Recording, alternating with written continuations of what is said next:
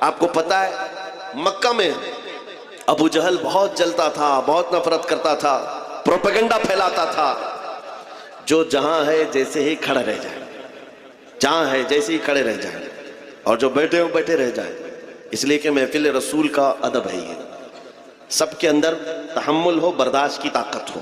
میں آپ سے پوچھتا ہوں، حضور کے نام کا ذکر کر رہا ہوں، اگر صبح تک کی کھڑا ہونا پڑے تو کھڑے ہو سکتے ہیں؟ تو پھر چیمی گوئیوں کی ضرورت ہی نہیں۔ میاں یہاں تو وہ مجمع ہے جو اپنی گردن حضور کی قدموں پر رکھنے آیا، سچ ہے یا نہیں ہے؟ تو آرام کس بات کا نام ہے؟ آرام کس کو کہتے ہیں؟ ظاہر سی بات ہے کھڑے ہوئے لوگوں کو یہ وسوسہ آتا رہتا ہے میں بھی بیٹھ جاؤں، بیٹھے ہوئے لوگوں کو یہ وسوسہ آتا ہے کہ میں پھیل جاؤں، یہ سارے وسوسے آتے رہیں گے، لیکن آپ کو توجہ آمنہ کے لال کی طرف رکھنی ہے، تاجدار مدینہ کی طرف رکھنی ہے۔ اس پورے مجمع کو دیکھ کر ایک ہی جملہ کہوں گا، اس کے بعد سب شانت ہو جائیں گے۔ وہ آئیں گے، آتے ہوں گے، ابھی آئیں گے، وہ آئیں گے، آتے ہوں گے، ابھی آئیں گے۔ یہی سوچ کے ہم نے محفل کو سجا رکھا ہے۔ ہوا کا موسم بتا رہا ہے، وہ زلف اپنی لہرا رہے ہیں، سواری طیبہ سے چل پڑی ہے، حضور تشریف لا رہے ہیں۔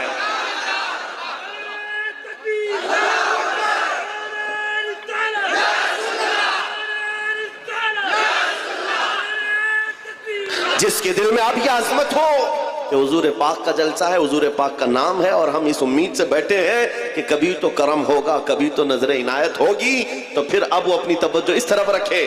سنو، مکہ میں ابو جہل نے بہت پروپیگنڈے پھیلائے تھے، بہت برائیاں کر رکھی تھیں حضور پاک کی شان میں، جادوگر، ساحر، شاعر، مجنون، نہ جانے کیا کیا الفاظ سب کہہ دیا تھا۔ اور اس کے بعد ایک وقت ایسا آیا کہ اپنا جادو چلانے کے لیے اس نے ایک بہت بڑے شخص کو اس کے اوپر ہتھ کنڈا ڈالا۔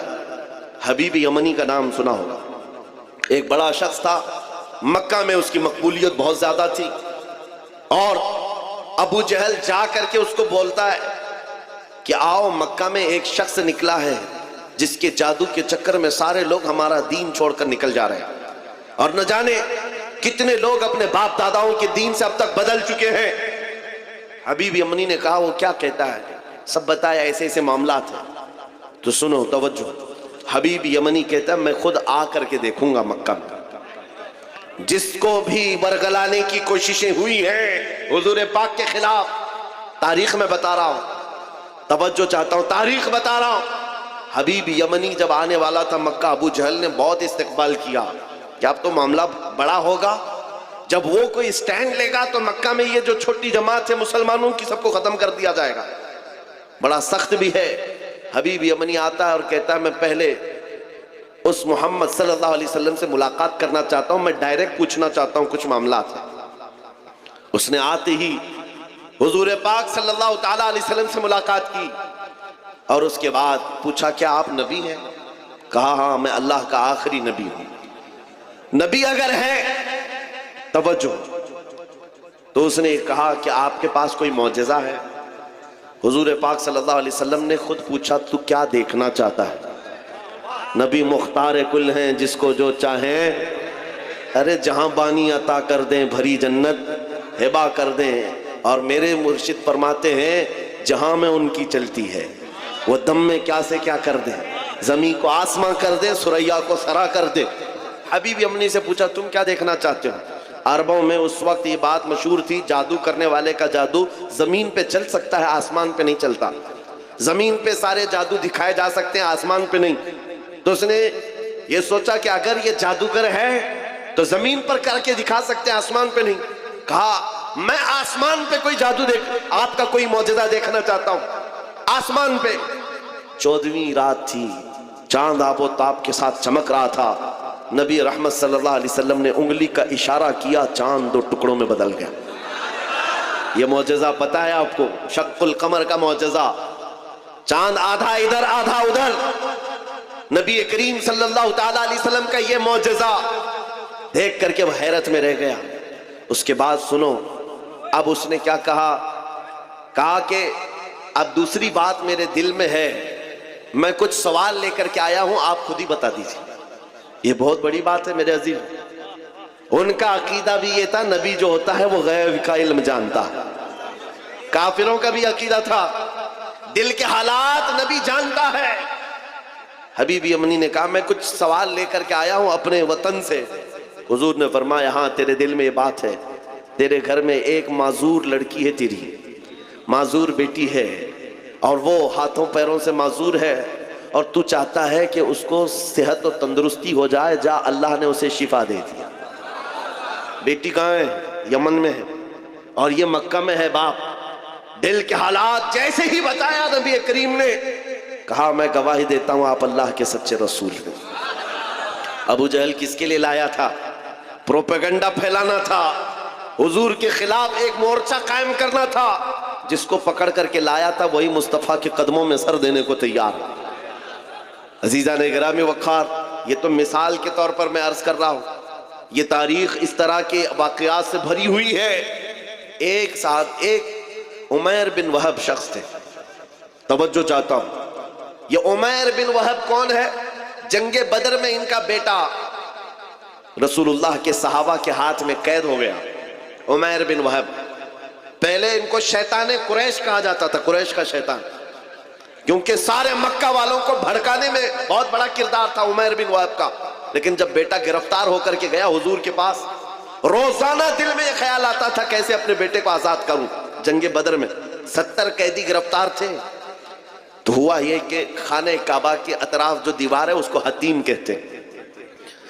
حتیم کعبہ میں بیٹھا ہے عمیر بن وہب، اور ساتھ میں ایک اور شخص ہے صفوان، نام یاد رکھو صفوان، یہ وہ شخص ہے جس کا باپ جنگ بدر میں قتل ہو گیا۔ دونوں کا مسئلہ سیم ہے، ایک کا باپ مارا گیا ہے اور ایک کا بیٹا قتل ہو گیا ہے۔ حضور پاک صلی اللہ تعالیٰ علیہ وسلم کے مقابل میں آنے والے یہ دونوں لوگ بدر کے میدان میں آئے ہوئے لوگ حتیم کعبہ میں بیٹھ کر کے دونوں بات چیت کر رہے ہیں۔ دونوں کا مسئلہ سیم ہے، دونوں کی تکلیف سیم ہے، پرابلم سیم ہے۔ صفوان پیسے والا تھا، بہت پیسے والا تھا۔ عمیر بن وہب سے کہتا ہے اے عمیر، اگر تو تلوار لے کر کے جا مدینے اور محمد کا قتل کر کے آ جا، نعوذ باللہ، یہ کیا معاملہ ہے، کیا تکلیف ہے؟ میں تقریر بند کر دوں؟ یہ کمیٹی کے نوجوان بھی اور سبھی لوگ، میں گزارش کر رہا ہوں کہ تقریر بند ہو جائے گی۔ آپ حضرات برائے مہربانی خاموش رہے، تھوڑی دیر محبت سے بولیے لبیک یا رسول اللہ، بلند آواز سے لبیک یا رسول اللہ۔ بس خاموشی سے سنیں، چپ رہے۔ میرے عزیزو، میں تماشے والی مجلسوں میں جانے کا عادی نہیں ہوں۔ میں نے سب سے پہلے ہی کہا یہ محفل رسول ہے، اس کا ادب برقرار رکھنا ضروری ہے۔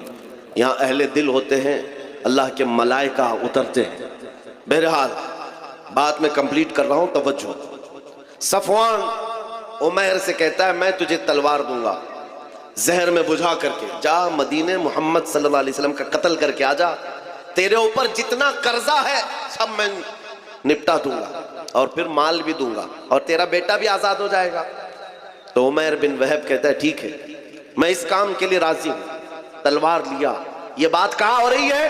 خانہ کعبہ کے سامنے حتیم میں بیٹھ کر صرف دو لوگ ہیں اور کوئی نہیں ہے۔ تلوار کو زہر میں بجھا کر کے مدینے آ گیا عمیر بن وہب۔ توجہ میرے عزیزوں، اب عشق رسول کیا ہے، ناموس رسالت کی حفاظت کیا ہے، اس بات سے سنو۔ جب عمیر بن وہب مدینے پہنچتا ہے مسجد نبوی کے باہر، لیکن سامنا کس سے ہو جاتا ہے؟ حضرت عمر بن خطاب سے، امیر المومنین۔ حضور پاک صلی اللہ تعالیٰ علیہ وسلم مسجد نبوی میں ہے، حضرت عمر بن خطاب چند صحابہ کے ساتھ باہر کھڑے ہیں۔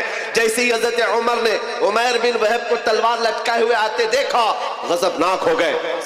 سب سے پہلے اپنے ساتھیوں سے کیا کہا؟ خذوا ھذا الکلب، پکڑو اس کتے کو۔ اب لوگوں کو یہ لگتا ہے آپ بار بار تقریر میں کتا کہتے ہیں، اور کچھ لوگوں کو لگتا ہے یہ گالی آپ دیتے ہیں، سخت جملے بولتے ہیں۔ میرے عزیزو، حضور کے دشمنوں کے لیے یہ جملہ بولنا عمر بن خطاب کی سنت ہے۔ امیر المومنین عمر بن خطاب نے کہا خذوا ھذا الکلب، پکڑو اس کتے کو۔ جا کر کے صحابہ نے پکڑ لیا، عمیر بن وہب کو پکڑ لیا۔ حضرت عمر نے اپنا گمچھا نکالا اور اس کی گردن میں ڈال کر مروڑ دیا اور پکڑ کے لائے۔ پوچھا کیوں آیا؟ کیونکہ بدر میں سامنے لڑنے کے لیے آیا تھا اور بیٹا بھی قیدی ہے۔ اس نے کہا کہ نہیں، بس میں اپنے بیٹے سے ملنے آیا ہوں، میں اپنے بیٹے سے ملنے آیا ہوں، میرا بیٹا تمہارے پاس قید ہے۔ حضرت عمر نے کہا تمہارا جواب میں بعد میں دوں گا. اپنے ساتھیوں سے کہا اس کو پکڑ کے رکھو، پہلے حضور سے اجازت لے کر آتا ہوں، اس کا کیا کرنا ہے. حضرت عمر حضور پاک کی بارگاہ میں آئے، کہا یا رسول اللہ، عمیر بن وہب آیا ہے، شیطان قریش جس نے بدر میں کافروں کو بھڑکا کر لایا تھا، اور مجھے اس کی نیت اچھی نہیں لگتی. عاشق رسول کو بہت دور سے خوشبو آ جاتی ہے اور دشمنوں کی مہک بھی آ جاتی ہے. یہ جو بدبو لے کر کے آیا